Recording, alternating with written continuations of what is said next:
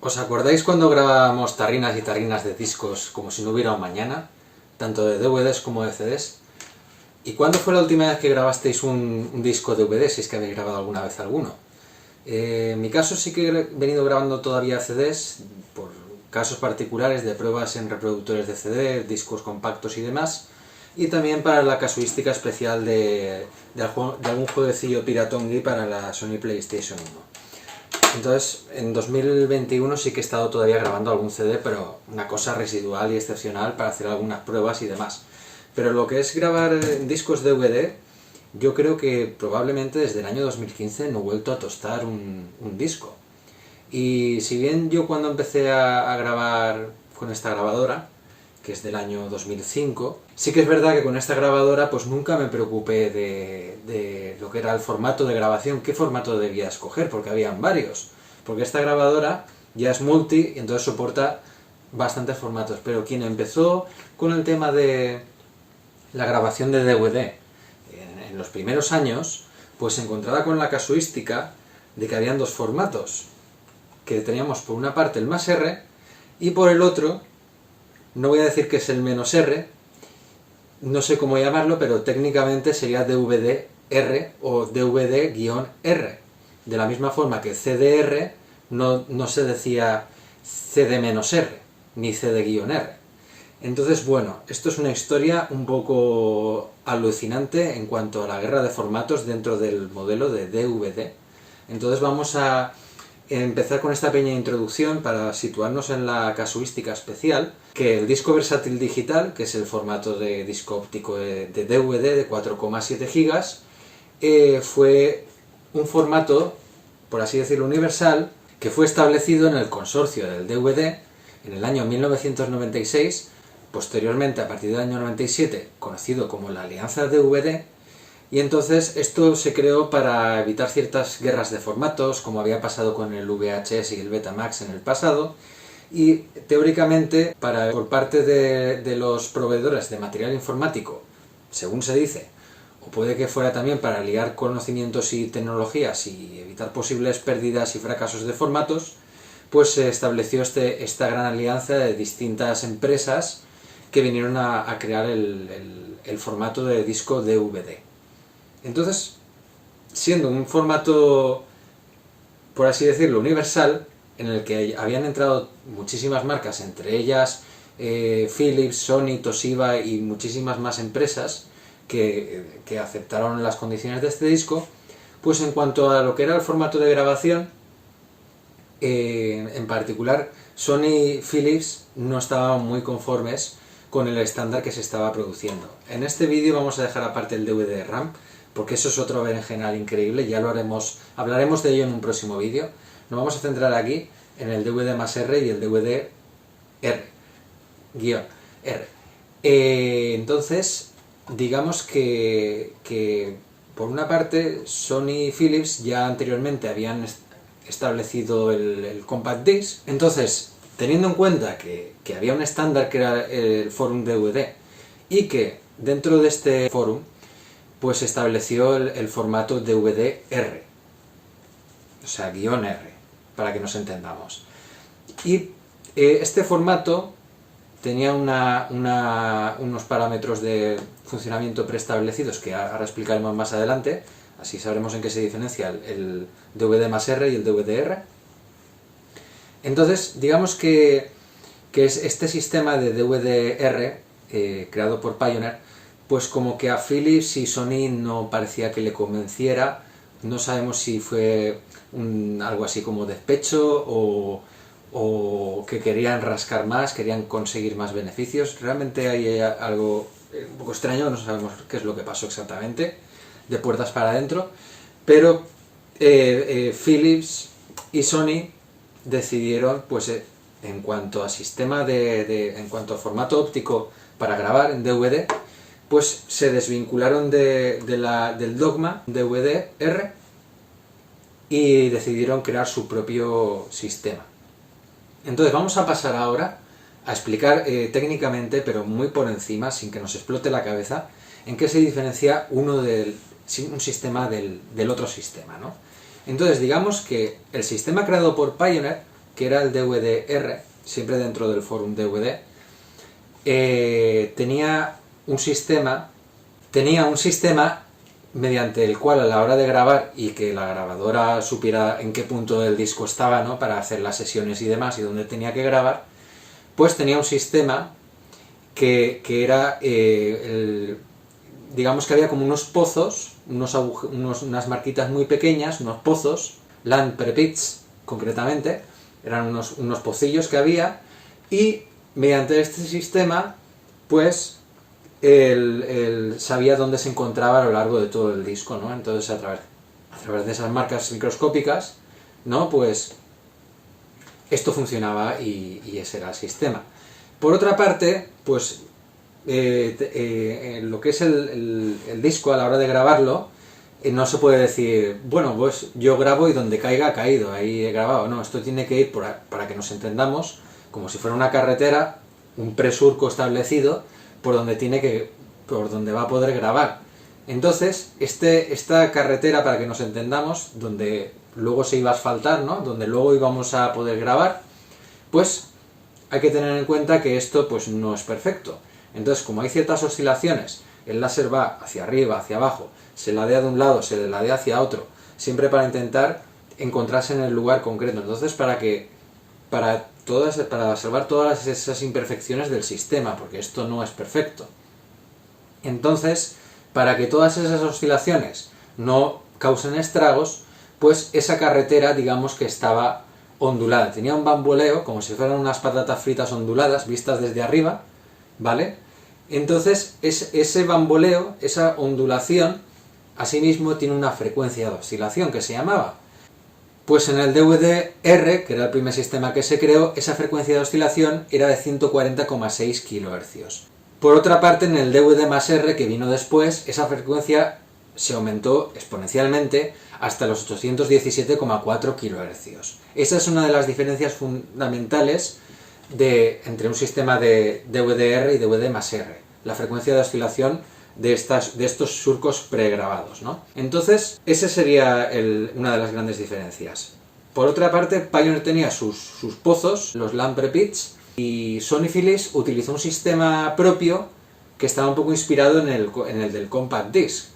El Compact Disc, desarrollado por Sony Philips, tenía el sistema ATIP, el Absolute Type Pre-Groove, que es un sistema que mediante esa misma frecuencia de oscilación que hemos hablado antes, pues el disco iba contando del tiempo que había pasado mediante esos bamboleos, ¿no?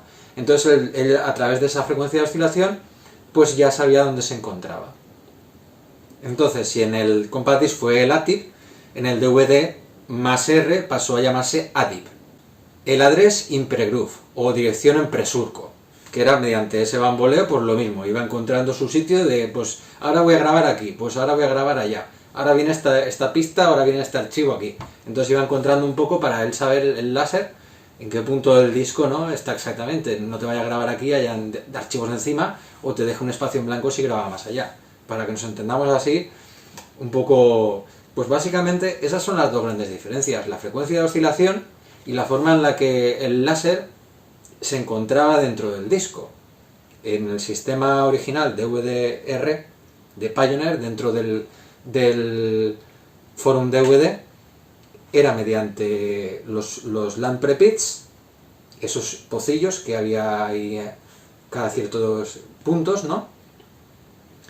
Y en el DVD+R había una frecuencia de oscilación mayor, y mediante esa frecuencia y el sistema ADIP que hemos explicado, pues se encontraba dentro de la posición del disco. Estos aspectos que hemos explicado aquí, o así un poco por encima, con una explicación está por casa, son básicamente las dos grandes diferencias que hay entre el DVD-R y el DVD+R.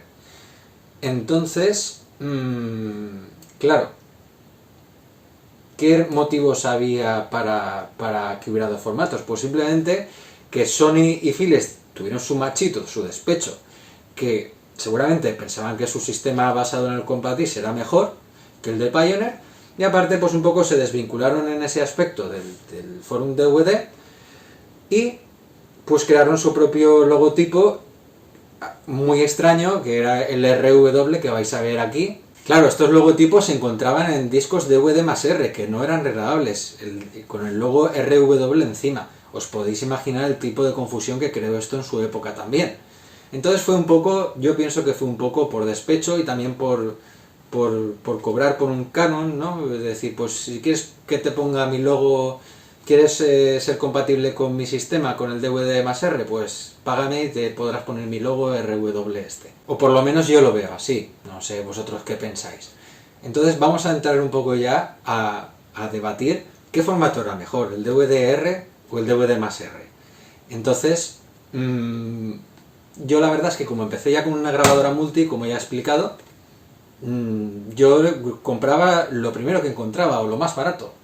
Y en mi experiencia personal, si por una parte tengo que decir que los compact discs sí que petaban en la grabación, pero era una cosa bárbara, porque el buffer se vaciaba en el Nero, pienso que era más un problema de los equipos, de los ordenadores de la época, ¿no? Que venían muy cortos de RAM y de disco duro y demás y de velocidad, y entonces había ahí una pérdida de buffer y las copias petaban todas. Pero en cuanto a grabación de DVD, yo la verdad es que para grabar no recuerdo haber tirado nunca a la basura, que me haya fallado a mitad de grabación, un DVD R, ni tampoco un DVD más R. No sé, igual ha fallado uno, dos, no sé, ha sido algo muy, muy mínimo y anecdótico, no me han cascado grabaciones apenas en DVD. Entonces, por esa parte, a la hora de grabación, pues, en mi caso, en mi experiencia personal, y habré grabado no sé cuántos cientos de DVDs, pues lo menos 250 o 300, y la verdad es que no cascaban a la hora de grabarlos. A la hora de la fiabilidad y de la perdurabilidad de datos es otra historia, porque sí que es verdad que aquí tengo un montón de backups y copias de seguridad, y muchos están marcados como no lo lee, no se puede copiar, pues, y esto me lo he encontrado a la hora de hacer limpieza de todas estas tarrinas, cuando ya decidí qué es lo que me quería guardar, qué es lo que quería tirar y demás, pues a la hora de hacerlo, de volcarlo a un disco duro externo de varios teras, pues me encontré que muchos de esos archivos ya, algunos discos directamente eran ilegibles y otros había habido pérdida de clústeres, no permitía copiar archivos y demás. Entonces aquí tengo marcado como que se colgó, haciendo el backup de aquí del disco al disco duro externo, no se puede copiar, no lo lee, y tengo que decir que este problema me lo he encontrado tanto en discos más R como con discos menos R, por igual. No tengo un historial, por así decirlo, no tengo un inventario de cuántos discos DVD más R compré y cuántos discos DVD-R compré en su día. Como ya he dicho, compraba los más baratos, pero yo veo aquí que me han cascado discos de DVD más R y DVD-R por igual. Entonces, en cuanto a fiabilidad, yo creo que a la hora de que han pasado 10 años, en adelante, dependiendo mucho de las condiciones de conservación, ¿no? Pero os podéis olvidar de que los datos estén ahí en cierto porcentaje, en un 15% o un 20% de los discos, en mi caso, bueno, quizá un poquito menos, ¿no? Un 10% puede ser, sí. Que haya habido una pérdida de datos de un 10%. Así que si tenéis cosas por ahí grabadas por casa en DVDs, echarles un vistazo porque igual os lleváis una sorpresa desagradable y los datos se han corrompido y no se pueden copiar ni siquiera leer, ¿no? Entonces, eso es un poco mi valoración, pero si nos vamos un poco a las opiniones de la gente o a las valoraciones de otras fuentes y demás, parece ser que el DVD más R era más fiable. Bueno, en cuanto a costes podemos hablar también, pues los DVD más R en principio eran más económicos porque no tenían los LAN prepits que sí que tenían el DVD-R, que eran más costosos de fabricar, y entonces el DVD más R tenía el presurco prefabricado ¿no? Y con eso ya se bastaba, no había que fabricar ahí más cosas, no había que insertar nada más, ¿no? Entonces, por esa parte supuestamente eran más económicos de fabricar el más R, y supuestamente eran más fiables también. Parece ser que eran más rápidos a la hora de grabar los más R también que los R, según dicen, y que los DVD más R podían ser más convenientes para grabar, digamos, muchos archivos pequeñitos, ¿no? Que el DVD-R. A la hora de grabar muchos archivos chiquititos, pues el DVD-R parece ser que no era lo más adecuado, según dicen. Yo no he tenido ninguna experiencia que pueda constatar en este aspecto, ¿no? Y en cuanto a los grabadores de sobremesa, pues hay opiniones encontradas. He leído opiniones de gente que dice que los DVD+R son mejores, otros que sin embargo el DVD-R en su caso personal les ha funcionado mejor a la hora de utilizarlos. Entonces, en el caso de que en pleno 2022 queréis grabar unos DVDs, pues en el caso de que en pleno 2022 queréis grabar unos DVDs, pues simplemente ir al que sea compatible con vuestra grabadora, vuestro sistema, ya sea un DVD grabador de sobremesa o una grabadora de ordenador como este caso, ¿no? Entonces, en mi caso, pues es compatible más R y menos R, pues en el caso de que tuviera que grabar ahora un DVD, que no creo que lo tenga que hacer en un futuro, pero nunca se sabe, pues me iría al más económico, básicamente. Así que nada, espero haber arrojado un poco de luz en cuanto a lo que fue la guerra de formatos más absurda de la historia, porque esto realmente no fue nada, no llevó a ninguna parte a nadie. Finalmente el foro DVD reconoció, creo que fue en 2008, el formato DVD+R, les dijo, venga, sí, podéis ser un DVD. Y se acabó la tontería y tampoco sé si finalmente utilizaron el logo DVD, creo que no lo sé con seguridad. Pero fue una de las batallas de formatos más extrañas que hubo nunca. Porque realmente a partir del año 2004 ya salieron sistemas multi como este, que dijeron, nosotros no queremos guerra de formatos, os vamos a pagar a los dos, pero esto va a soportar más R y menos R, porque al final realmente cualquier grabadora podía tostar los dos sistemas. Era más que nada una cuestión de manejo por software, realmente, a la hora de poder soportar un sistema u otro. Y lo más triste, entre comillas, de todo, es que realmente, quitando algunas pequeñas minucias que hemos explicado aquí, como por ejemplo a la hora de meter muchos archivos pequeños, o en el caso concreto de usarlo en grabadores de sobremesa, que habría que ver en cada tipo de grabador qué disco le viene mejor, lo mejor sería hacer una prueba con cada disco y en cada caso pues seguramente será de una manera u otra. Entonces, quitando esos casos concretos, una vez ya está grabado el disco, el sistema, el DVD-R, vuelve a existir, menos R, DVD-R si le queréis llamar así, o el DVD+R, realmente es que no hay ninguna diferencia práctica. O sea, simplemente fueron una serie de tecnicismos para poder crear la patente, decir, yo me salgo de tu sistema más R, que no me mola, creo mi sistema basado en el Compact Disc, el ATIP, y a poner mi logo y a cobrar pasta y a meter aquí. Realmente tampoco creo que esto les llevara a ninguna parte, por lo que digo. Porque realmente esto se acabó, la batalla con estos sistemas se acabó muy pronto, ¿no? Entonces fue todo un poco extraño, todo lo que es esto, del sistema de los distintos formatos en grabación óptica en formato DVD, y más cuando ya para el foro DVD, esto ya haremos un vídeo más adelante, ¿no? Pero es que el foro DVD, cada empresa iba por su lado, antes de que llegaran a sentarse todos y decir, vale, vamos a hacer los DVDs. Que por una parte, antes de empezar el DVD, Philips y Sony iban a lo suyo, con el MMCD, el Multimedia Compact Disc, querían sacar ese formato, y por otra parte Toshiba iba con su Super Density Disc, el SD, que luego reciclaron ahí un poco la nomenclatura, ¿no?, para las tarjetas SD, pero aquí cada uno iba a lo suyo, hasta que al final se juntaron todos en el consorcio, luego en el foro, y crearon un único formato, y por lo menos tuvimos ahí una tregua de ciertos años en las que no hubo guerra de formatos más allá de esta absurda guerra en lo que sería el DVD-R y el DVD+R. Así que nada, espero simplemente haber arrojado un poquito de luz, así unas pinceladas en cuanto a lo que fue la guerra de formatos en el DVD-R y +R.